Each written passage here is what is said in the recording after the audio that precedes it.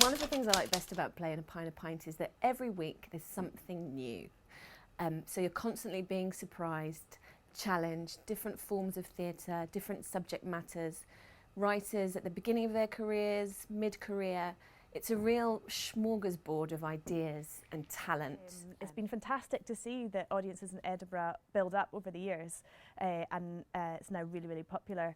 And it's been great to see like Edinburgh audiences really taking it to their heart, and to see it working in a different context. Because obviously in Oramore, it's pub theatre in a pub, and it's quite rough and ready, and it's not a traditional theatre space. But it works really well here in the theatre space as well, and it's always really interesting, I think, to see plays open in Glasgow and the atmosphere and the acoustics and the sort of sense of the play in Glasgow, and then to see it the following week through in Edinburgh in a much more intimate space, and to see how the plays are different in both different spaces, and how it enriches them, to be in those different places. The lovely thing about Pie and A Pint is you almost don't need to know what the show is before you go. It's almost as if you can say to yourself, I'll book 3, I'll book 5, I'll book the lot of them, and just turn up and dip your toe in the water and see what it is. And it's a way to meet a writer in a sense, because you often get the first work of some of our best playwrights.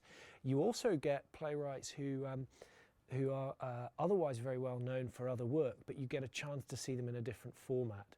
Pie and A Pint is it means variety and quality, and the relationship with Pie and A Pint and the Traverse has existed for quite a long time now. One of my favourite highlights of the year is working with Susanna and the team over at Oramore to curate a season of work that feels like the best fit for both Glasgow audiences and Traverse audiences. Yeah.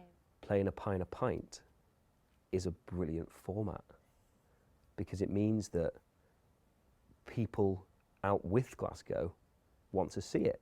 And that's the amazing thing. I've just directed the 350th play at Pie and A Pint, and that was a play that started life in Philadelphia. And the people in Philadelphia who had produced that play originally were inspired to set up their Pie and A Pint by David McLennan and the Glasgow branch. So that Pie and A Pint being at the Traverse means to me that there's obviously massive demand for people to watch a play whilst drinking a beer and eating a pie.